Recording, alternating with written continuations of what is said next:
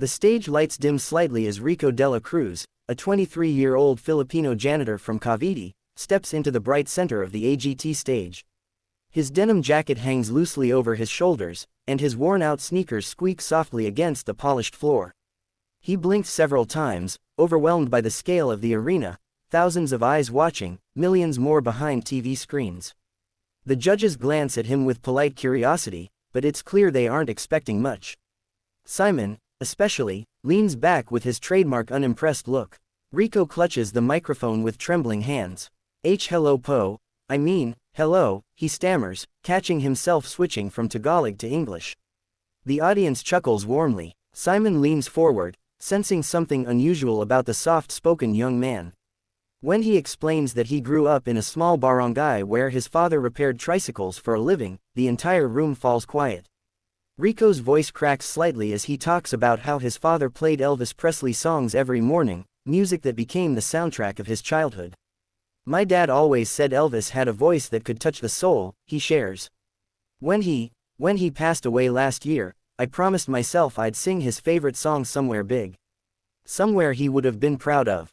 The audience is now hooked. Even Simon's face shifts, curiosity replacing skepticism. Rico takes a deep breath, adjusts the microphone, and closes his eyes for a second as if whispering a message to the heavens. His shoulders rise and fall with a slow inhale. The stage lights brighten, the music prepares to cue, and the entire arena seems to hold its breath.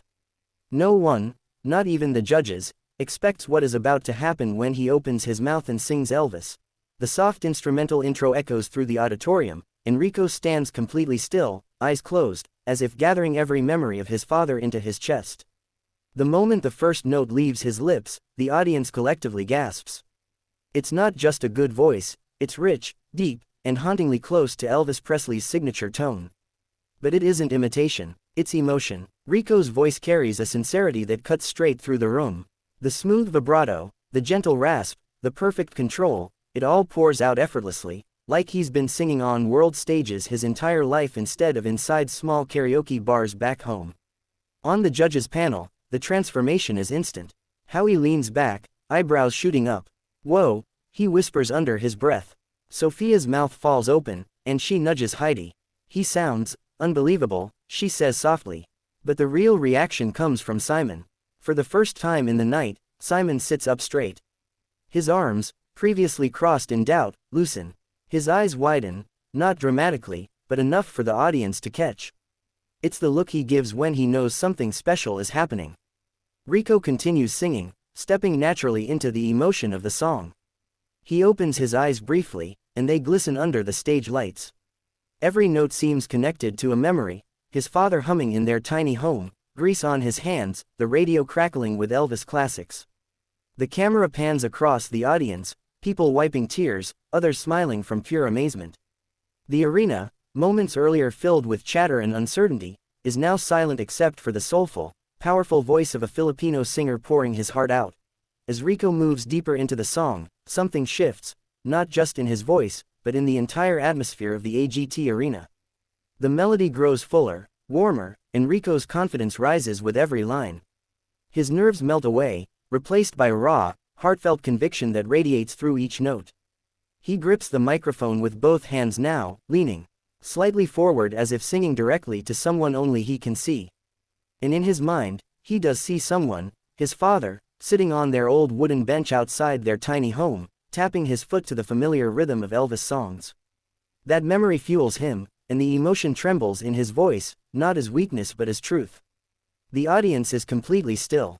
No murmurs, no whispers, just the mesmerizing sound of Rico's voice echoing through the massive hall. Some of the audience members press their hands to their chest. Others blink back tears. The performance is no longer entertainment, it's a story, a tribute, a son singing his heart out. The camera catches Heidi wiping the corner of her eye. Sophia clasps her hands together, visibly moved. Howie nods slowly, appreciating the sincerity of the moment. But Simon is studying Rico intensely. His eyes are narrowed, but not in doubt, more like he's trying to understand how someone so humble, so quiet, could harbor a voice with such depth and soul. He leans forward, elbows on the table, truly listening. As the song builds toward its emotional peak, Rico's voice swells with passion. His chest rises, his expression tightens. The lights around him warm to a soft gold, spotlighting him like a lone star. He isn't just performing, he's reliving a memory, honoring a promise, and bearing his soul to the world. The music swells as Rico reaches the emotional climax of the song. His voice rises, strong, trembling, full of longing, and the entire arena feels the shift. It's the kind of moment that freezes time. Even the camera operators instinctively zoom in, sensing that something extraordinary is happening. Rico hits a long, soaring note, one that isn't just technically impressive but drenched in emotion. The audience murmurs, then falls silent again. People lean forward in their seats. It's the sort of note that comes from somewhere deep, deeper than talent, deeper than practice. It comes from pain, love, memory. And then it happens. Simon Cowell, known for being brutally honest, impossible to impress, and rarely emotional, slowly begins to stand up. The audience gasps. A wave of excitement ripples across the room. Howie's eyes widen. Oh wow, he's standing. He's actually standing. Sophia covers her mouth, shocked. Heidi turns toward Simon, her face lighting up. He never stands this early. Simon's expression has changed completely. Gone is the skepticism from earlier. In its place is something softer, admiration, respect, even a touch of emotion. He looks at Rico the way one looks at a rare talent, someone who isn't just singing, but connecting. Rico opens his eyes mid-performance and sees Simon standing. For a split second, his voice wavers, not from fear, but pure disbelief. His idol, the toughest judge in the world, is on his feet before the song even ends. The audience erupts into cheers and applause, but Simon doesn't sit back down. He stays standing, arms at his sides, watching Rico like he's witnessing the birth of a star. Rico pushes through the final lines, tears forming as he pours out every emotion left in him. This isn't just an audition anymore. This is a breakthrough, a moment that will stay in AGT history. The final note fades into the vast silence of the arena. Rico lowers the microphone slowly, his chest rising and falling with heavy breaths. His eyes glisten as he fights the overwhelming emotion that threatens to spill out. For a moment, the world feels completely still, no cheering, no music, just the echo of his father's memory lingering in the air. And then, the entire auditorium erupts. The audience rises to their feet in a thunderous standing ovation. People cheer, clap, whistle, some cry openly. The lights shimmer off the tears on Rico's cheeks as he looks around. Stunned, he can hardly believe that all of this is for him, a simple Filipino young man who grew up singing Elvis songs in a tiny home thousands of miles away. Heidi places her hand over her heart. That was beautiful, she says softly. Sophia leans forward, eyes bright with emotion. You didn't just sing Elvis, you made us feel Elvis. Howie nods enthusiastically. That was unforgettable. But all eyes shift to Simon. Simon takes a long breath, visibly moved. He stares at Rico with a rare combination of pride and awe. Rico, he begins, voice softer than usual, I've seen Elvis impersonators, many. But what you just did wasn't impersonation. It was pure soul. You honored your father in the most extraordinary way. Rico presses a trembling hand to his mouth, tears falling freely now.